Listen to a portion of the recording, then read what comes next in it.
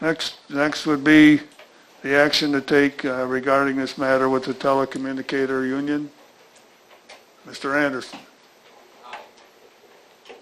Really fresh, but I'm not entirely sure we're ready to take an action. Maybe. I know it's probably going to cost us a little more money if we do go one way or the other. But we need to have a plan on how to spend them, where we're going to develop the funds. Right, and the contract hasn't even been drafted yet, so there's some time that the county is going to have before the contract gets drafted. So all we have is a decision, but no contract. So, I think that process needs to play itself out before we can worry about how or if we're going to fund this. And along with that, Anita, am I right that even it doesn't really cost us any money, it's whether we call it back pay or we don't, it's costing us the same amount of money, whether we pay it starting going forward now or pay it back, it's all the same amount of dollars, I think. No different, just amount of retro till the day.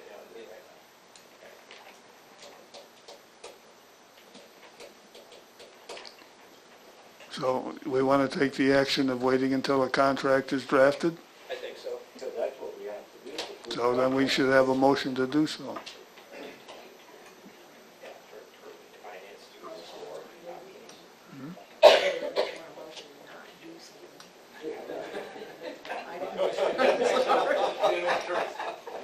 John, why don't we have a motion to request that Attorney Hibben and Bert, the FOP negotiator, for them to get together and draft a contract that is in accordance with the arbitrator's decision. That makes sense.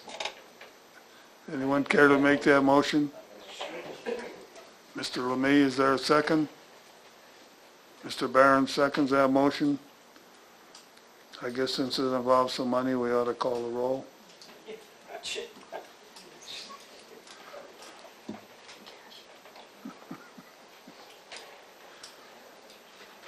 The collection box at the door going out. Ready to move forward? Yep. Lemay. Yes. McGinnis. Yes. McTaggart. Yes. Poppel. Pursley. Yeah. Raymond. Yes. Shore. Yes. Sticknot. Yes. Whitlow. Yes. Anderson. Yes. Behrens. Yes. Bills. No. Bowman. Yes. Kokenauer. No. Crow. Yes. Didn't she say yes? I said yes. Curtis. Hasbargen. Yes. Johnson. Crumley. Yes.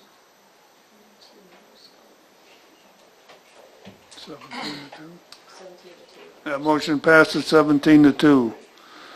Next, under old business, I'd ask Mr. Stacy to give us an update on the flood matters, if he'd come forward.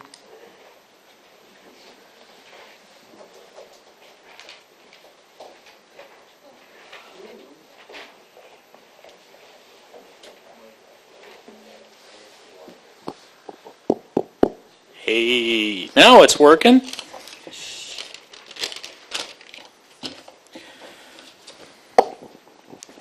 In short, floodwaters have receded, except for a small exception on Bluebell Bend Road.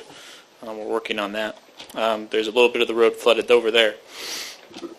But besides that, floodwaters have receded, and now starts the recovery phase. People trying to get back into their homes, if it is safe to do so. My individual assistance damage assessment has been completed. That is the initial form of that. A number of county board members helped out with that, and I thank you very much. Also had help from EMAT, or Emergency Management Assistant Team, through IESMA. That's a team of mutual aid and other emergency managers across the state of Illinois. They did a bulk of the work on that.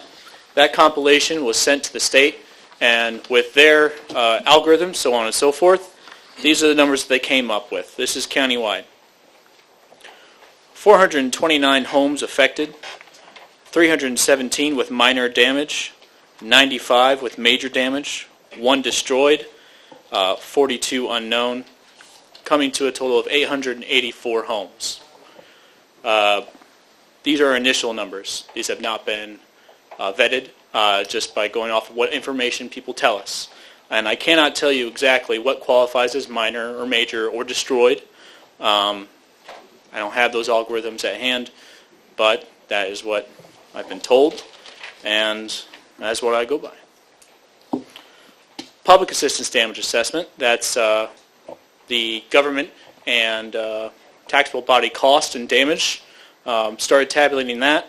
My initial numbers come to, from different entities across the county, $32,802.70. And that comes, like I said, that's coming from a number of different governmental entities. There have been questions about the cost from animal control. That cost comes to what I have estimated, $2,151.65. We purchased some personal protective equipment for volunteers that were expected to come in and help out with, I thought she was going to give my report for me. Help out with muck out, and that cost roughly around $3,500. In addition, we had to get 4 porta potties. That came to a cost of $320. So far, cost for the county has come to just under $6,000. That does not include all costs. We could be expecting some more. But that's what I have for you right now. I believe everybody knows that all shelters are closed at this time. American Red Cross is doing case management in addition to a number of other entities operating through the Long-Term Recovery Committee, including Catholic Charities, Salvation Army, St. Vincent de Paul, Iroquois County Health Department with the Department of Aging, Volunteer Services, on and on and on.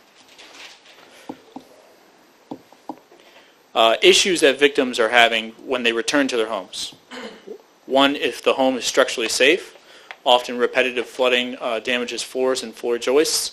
And I've heard a number of instances where while the waters may have only gotten an inch onto the first floor, it's happened so many times, kitchen floor caved in.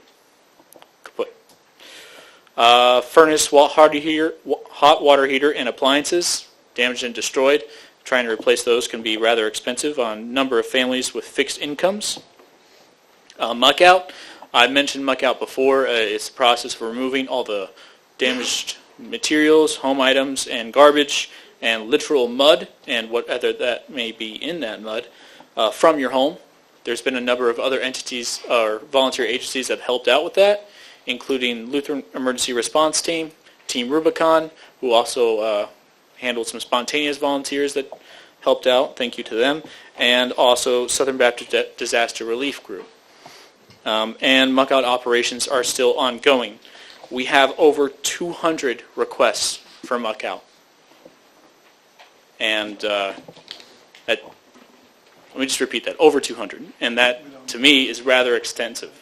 So I've had a number of calls into my office, repetitive calls, people wondering when they can get that help. It's been a few weeks now, and unfortunately we're just not able to get to them quick enough. So if you get those calls from your constituents, know we're doing our best, and if they haven't called into my office or if they haven't talked to the Southern Baptists to give us a call, we'll put them on the list. We're getting to them as fast as we can. Another issue is mold. Long-term health effects. If you need more information for that, I will throw booklets at you. I will give you a case to take back to your home and then distribute to your constituents because it is a serious problem long-term for people, and one of the reasons why muck out is so important. Lots of people don't want 4 feet of their drywall removed, but if it makes it so you don't have to pay $60,000 in hospital bills later on, I think it's worth it. The Iroquois County Long-Term Recovery Committee has reconvened. We met last week. That was last week, right? Yeah. Okay, good. And we started our work. The Long-Term Recovery Committee focuses on the unmet needs that are long-term, thus the name. So they've gathered a lot of casework that was gathered at the Flood Help Resource Center, or MARC, Multi-Agency Resource Center, that was at the old Big R store. And their case management subcommittee is starting to go through that. The communications subcommittee is going to start working, in addition to another of other subcommittees. And that's what I have on flood operations. there's probably something that I'm missing, so please ask questions. I have some information that Southern Baptist have a fogger that they put in homes, and it permeates the whole house and no mold grows. Yes, that's a very good point. Thank you, Mr. Hasbargen. And that helps out with our mold issue. You cannot just scrape mold off and say it's gone, because mold release spores, it's in the atmosphere, and then it'll just reapply itself to the surfaces and keep growing. You have to really fog out your home. The Southern Baptist Volunteer Group does have a number of foggers available, and they can fog out your home for you. If you were a flood victim, they don't necessarily replace professional services, but a lot of people can't afford professional services, so this is quite a wonderful step. I did forget to mention that there is another group that is providing sheds to flood victims, International Disaster Emergency Services. They are a faith-based organization, and they brought in 10 sheds, wooden sheds that they built over in Noblesville, Indiana. They brought them in over the weekend, and I believe yesterday I saw them shingling some roofs. You could find those around town. They're pretty nice. I kind of want one, but I'm not a flood victim. Other questions? All right, from here, I'm going to continue with public assistance damage assessment and continue coordinating muck-out services and continue working with the Long-Term Recovery Committee. In terms of what might come from the state and federal government, I don't know. I had a conference call with Illinois Emergency Management Agency folks this morning to discuss the odds or what we would have to do in order to proceed. Looking at the numbers that I quoted to you, while they are astounding, FEMA has declined more numbers than this. It's not just a numbers game with individual assistance. It's also a narrative, and I've issued that narrative along the lines of that we have a number of businesses that have been heavily impacted. This has happened 4 times in 10 years, so on and so forth. You paint a picture. So, we'll see, and I'm doing my best. Ma'am. Do we still have muck-out, the Baptists or the Lutherans are still around? Do we still have muck-out teams around? Yes, we do. Okay, so are we going to be able to do 200? I mean, I know that's not county, but that's in That's the whole county. that's the entire county, or are some people going to be left to their own devices? I met with, the Lutherans have largely been working on Saturdays. That's when they're able to recruit their volunteers. The Baptists they've been doing assessments and really started hitting with muck out this past Sunday and Monday. Their volunteer crews are staying locally, and they're working throughout the week. So we'll really start to see some progress. I've had a number of other church groups contact me looking to help. I may have to turn some of those away. Being that they are not professional, they are not trained in this operation, and it can be very dangerous. Lord knows what is in a flood-damaged house from nasty floodwaters. So, but there are a couple that I may take advantage of. I do not intend on leaving any home that has requested muck out to be unattended. I think that's the key. I think anybody that needs to have muck-out services needs to make that request known to Eric.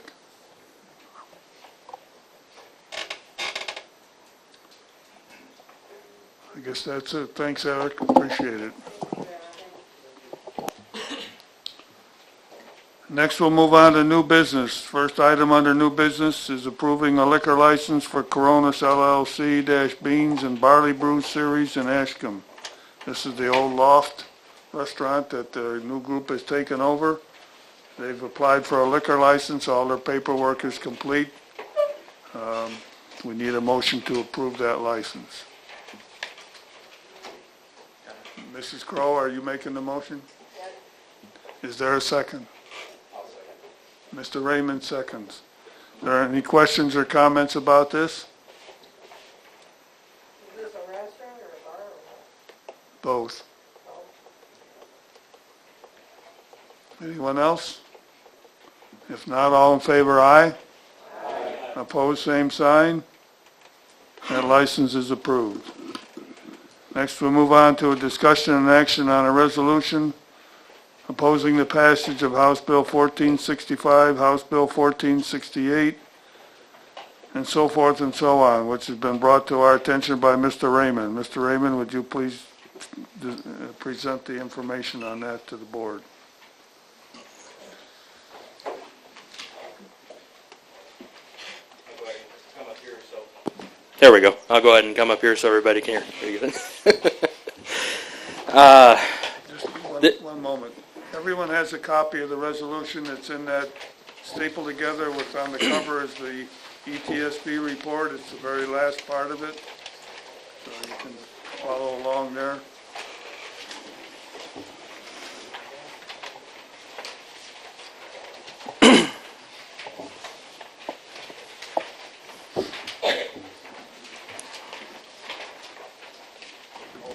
Jay, you want to come up here too? Yeah, you can come up. You wrote it. This is a joint effort with Chad and myself.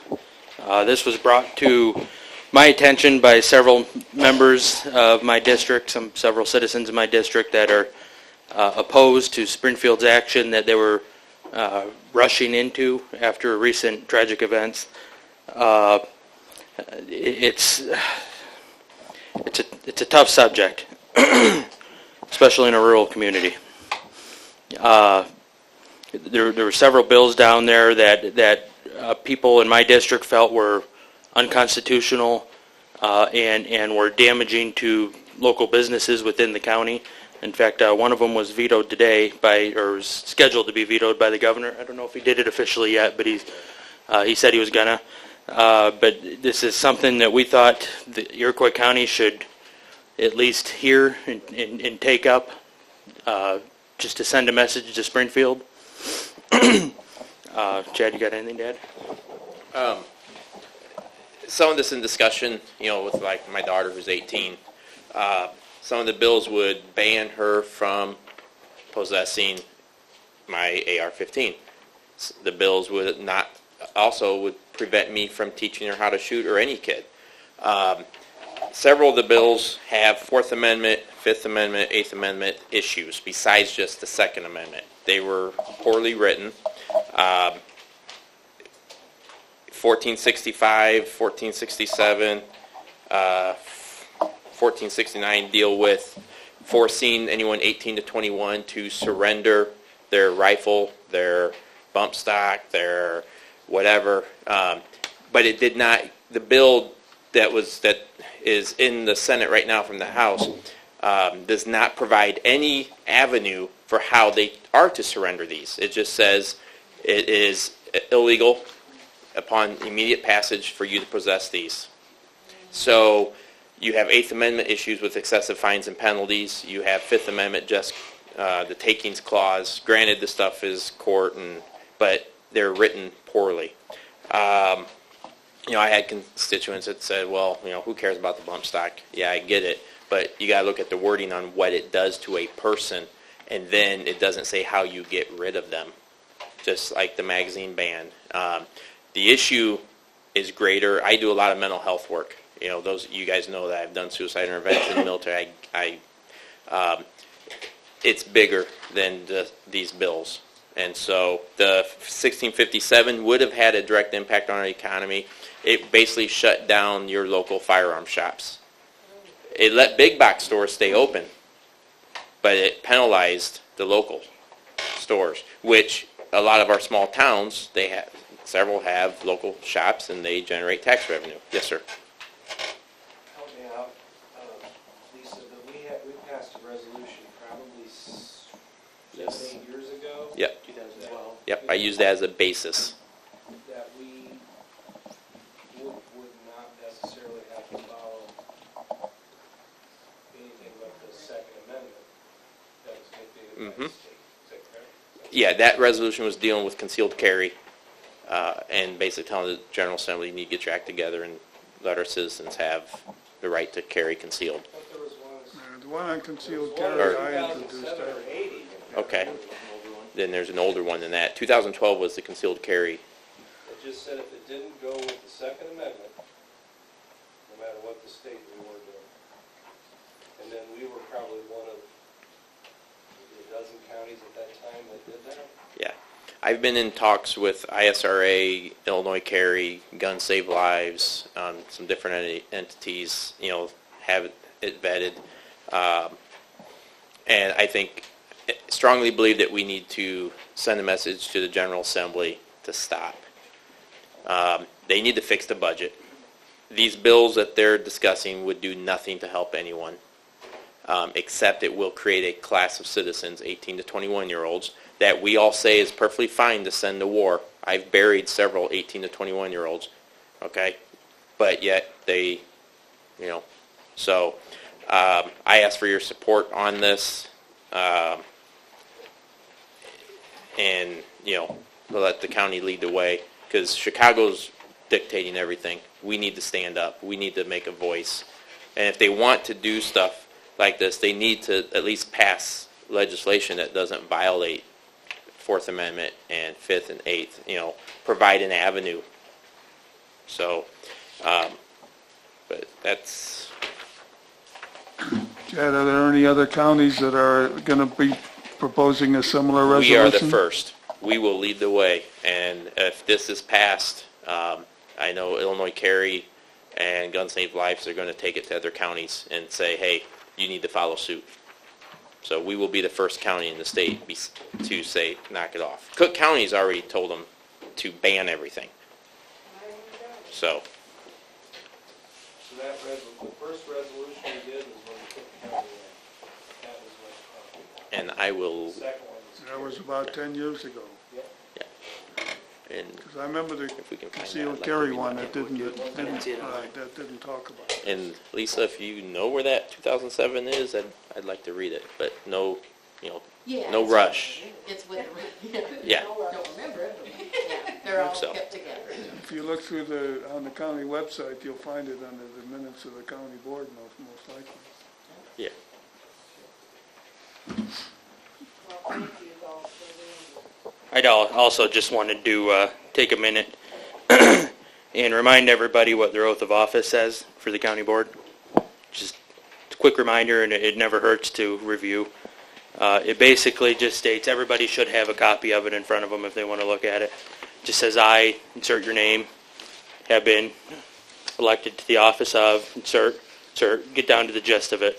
In the county of Iroquois, aforesaid, do solemnly swear to affirm that I will support the Constitution of the United States and the Constitution of the State of Illinois. Just those lines in there, I feel, are very, very, very important.